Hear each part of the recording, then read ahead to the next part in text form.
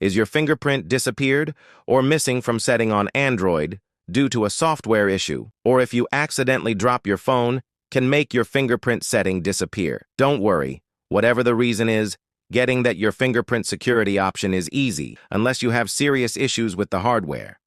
How to solve your fingerprint setting goes missing. First, you need to check whether it is hardware issue or not. So now, open Setting, tap About the phone, tap All Space, tap the kernel version for a few times. Scroll down to Fingerprint Sensor Checked to open this setting.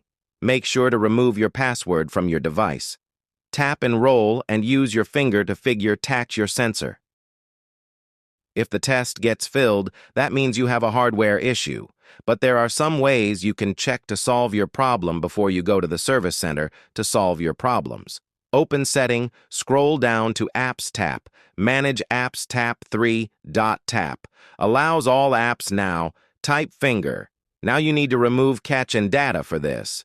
Both fingerprint setting after that. Now restart your device. Now you need to open Setting, scroll down to Passwords and Security.